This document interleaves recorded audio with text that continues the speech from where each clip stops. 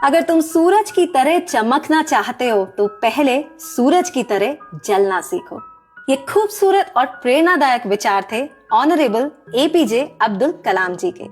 APJ Abdul Kalam जो सन 2002 से लेकर 2007 तक भारत के 11वें प्रेसिडेंट थे, यानी राष्ट्रपति थे, और प्रेरणा के एक बहुत बड़े स्रोत।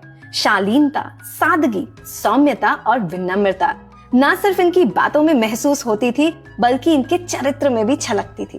उनके विचारों ने न सिर्फ बच्चों के दिल में अपनी जगह बनाई बल्कि उनके विचारों ने युवाओं को भी एक नई प्रेरणा दी। दोस्तों, अक्सर हम बड़े सपने देखने से डरते हैं क्योंकि हम सबको लगता है कि अगर हम बड़े सपने देखेंगे तो वे पूरे नहीं होंगे, और इस डर से हम अपने सपने देखना छोड़ देते हैं और उस दिशा में सोचना भी छोड़ देते हैं, क्योंकि कहीं ना कहीं हमारा मन कह रहा होता है कि ये सपना पूरा नहीं हो सकता। पर क्या आपको मालूम है, अगर जिंदगी में हमें कुछ बड़ा बनना है तो उसकी शुरुआत सपने देखने से ही होती है। दोस्तों, ऐसा ही एक सपना कलाम साहब बचपन से देखा करते थे, और वो था आसमान में ऊंचा उड़ने का सपना।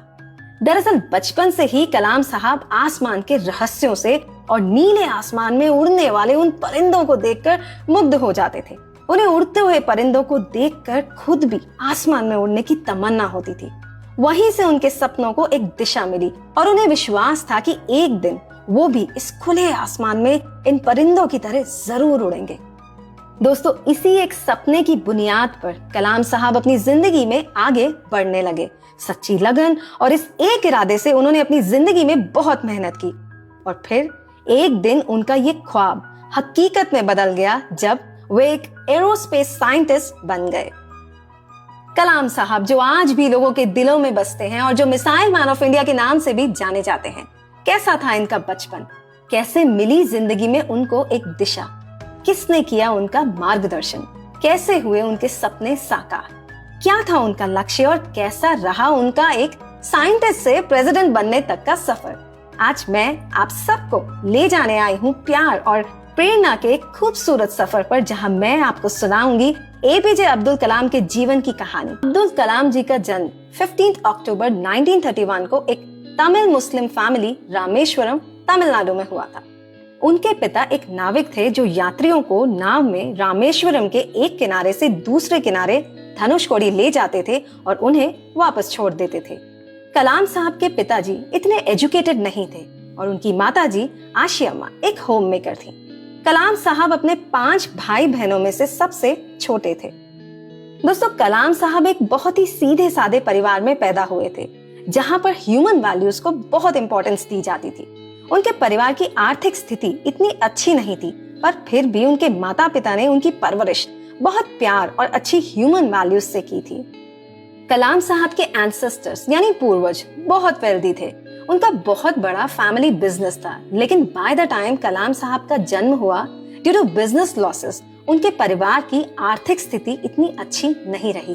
क्या आपको मालूम है दोस्तों, अपनी फैमिली को सपोर्ट करने के लिए कलाम साहब बचपन में न्यूज़पेपर्स भी बेचा करते थे। उन्होंने अपनी schooling Schwartz Higher Secondary School Ramanathapuram से की थी। बचपन से ही वे एक बहुत ही हार्ड वर्किंग और एक इंटेलिजेंट चाइल्ड थे। चीजों को समझने की और जानने की उनके अंदर बहुत जिज्ञासा थी। आपको याद है दोस्तों, बचपन में जब हम स्कूल जाया करते थे, वो भी क्या दिन थे, है ना। बचपन से जुड़ा होता है स्कूल, और स्कूल से जुड़ी होती हैं हमारी कुछ कड़वी और कुछ मीठी यादें। और अगर हम बात कर रहे हैं स्कूल की, तो हम अपने टीचर्स को कैसे भूल सकते हैं, क्योंकि एक टीचर एक बच्चे की लाइफ में एक बहुत अहम रोल अदा करता है। उनकी टीचिंग्स और उनकी प्रेरणा भरी बातों से एक बच्चे को प्रेरणा मिलती है, जिससे उसे अपने जीवन में आगे बढ़ने का आत्मविश्वास मिलता है। कलाम साहब की जिंदगी में भी उनके बचपन में उनके एक फेवरेट टीचर थे जो उन्हें बहुत प्रभावित करते थे। अपनी ऑटोबायोग्राफी विंग्स ऑफ फायर में उन्होंने अपने फेवरेट टीचर अय्यादुराई सोलोमन को उन्होंने बहुत एक्नॉलेज किया है। कलाम साहब बताते थे कि उनके टीचर बहुत ही हम्बल, ओपन माइंडेड और उनके बहुत अच्छे मेंटर थे, जिनकी वजह से वे बहुत कंफर्टेबल फील करते थे। और उनके टीचर ने बचपन के उन दिनों में उन्हें बहुत इंस्पायर किया। अपनी स्कूलिंग कंप्लीट करने के बाद कलाम साहब ने सेंट जोसेफ्स कॉलेज तिरुचिरापल्ली में एडमिशन लिया, जहां से फिजिक्स में उन्होंने अपनी ग्रेजुएशन कंप्लीट करी। दोस्तों, जब हम अपनी लाइफ के टीनेजर के उस दौर में होते हैं जो हमारे करियर के लिए एक बहुत इंपॉर्टेंट फेज होता है, जहां हमें एक पर्टिकुलर फील्ड को चूज करना होता है और ये डिसीजन हमारे लिए बहुत इंपॉर्टेंट होता है। कई बार ऐसा होता है कि हम एक पर्टिकुलर फील्ड चूज भी कर लेते हैं और उस डायरेक्शन में आगे भी बढ़ जाते हैं, लेकिन बाद में हमें रियलाइज होता है कि ये पर्टिकुलर फील्ड हमें हमारी मंजिल की तरफ नहीं ले जा रही या हमारे गोल्स अचीव करने में हमें मदद नहीं कर पा रही है। कलाम साहब के साथ भी कुछ ऐसा ही हुआ था। उन्होंने अपनी स्कूलिंग के बाद सेंट जोसेफ्स कॉलेज में बीएससी डिग्री के लिए एडमिशन तो ले लिया था, लेकिन उस समय साइंस फील्ड में उन्हें इतने सारे करियर ऑप्शंस के बारे में इतनी नॉलेज नहीं थी। फिजिक्स में उन्हें इंटरेस्ट तो था, लेकिन वो उनका पैशन नहीं था। उनका जुनून यानी पैशन क्या था और वो कैसे डेवलप हुआ, आइए जानते हैं उनके जीवन में घटी इस प्रेरणादायक घटना से। ये बात उन दिनों की है जब कलाम साहब 5वीं कक्षा में थे। बचपन से ही उन्हें आकाश में उड़ते हुए परिंदों को देखना बहुत पसंद था। एक बार स्कूल में उनके टीचर सुब्रमण्यम सर की क्लास चल रही थी, जिसमें वे बच्चों को समझा रहे थे कि एक पक्षी उड़ान कैसे भरता है।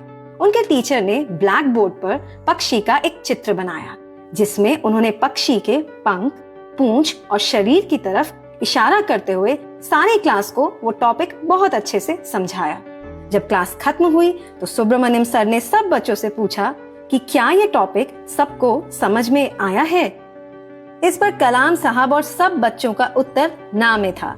ये सुनकर सुब्रमण्यम सर ने सबको आश्वासन देते हुए कहा, कोई बात नहीं, और उसी शाम सर ने पूरी क्लास को रामेश्वरम के तट पर ले जाने का फैसला किया ताकि वे इस टॉपिक को बच्चों को प्रैक्टिकली समझा सकें। उस शाम जब सारी क्लास वहां पहुंची तो वहां दर्जनों समुद्री पक्षी आसमान में पंख फैलाकर उड़ रहे थे। सुब्रमण्यम सर ने पक्षियों की तरफ इशारा किया और उन्होंने समझाया कि कैसे पक्षी अपने पंख फड़फड़ाते हैं, यानी वे कैसे अपने पंख ऊपर नीचे करते हैं। उन्होंने बच्चों को ये भी बताया कि पक्षी अपनी दिशा कैसे बदलते हैं और कैसे अपने पंखों की सहायता से वे धीरे धीरे उड़ान भरते हैं। सुब्रमण्यम सर की इस प्रैक्टिकल क्लास से बच्चों को वो टॉपिक बहुत अच्छे से समझ आ गया और उनके जहन में उतर गया, और उस दिन कलाम साहब को पक्षियों की उड़ान के बारे में सारे डायनामिक्स समझ में आ गए। कलाम साहब बताते हैं, मात्र इस एक इंसिडेंट ने उनको बहुत इम्पैक्ट किया और उन्होंने वहीं से अपना फ्यूचर डिसाइड कर लिया। वे फ्लाइंग को लेकर बहुत पैशनेट हो गए और जब उन्होंने 1954 में फिजिक्स में अपनी ग्रेजुएशन कंप्लीट करी तो उन्हें रियलाइज हुआ कि वे अपने सपने यानी अपने पैशन को कैसे पूरा करेंगे। उनका सपना तो आसमान में ऊंचा उड़ना था और उनका सपना था एक फाइटर पायलट बनना, और अपने इसी सपने को अंजाम देने के लिए उन्होंने एरोस्पेस इंजीनियरिंग परस्यू करने का फैसला किया। दोस्तों, क्या लगता है आपको कि क्या कलाम साहब अपने सपनों को अंजाम दे पाएंगे? क्या वे एक फाइटर पायलट बन पाएंगे? जानने के लिए बने रहिए मेरे साथ इस खूबसूरत सफर पर।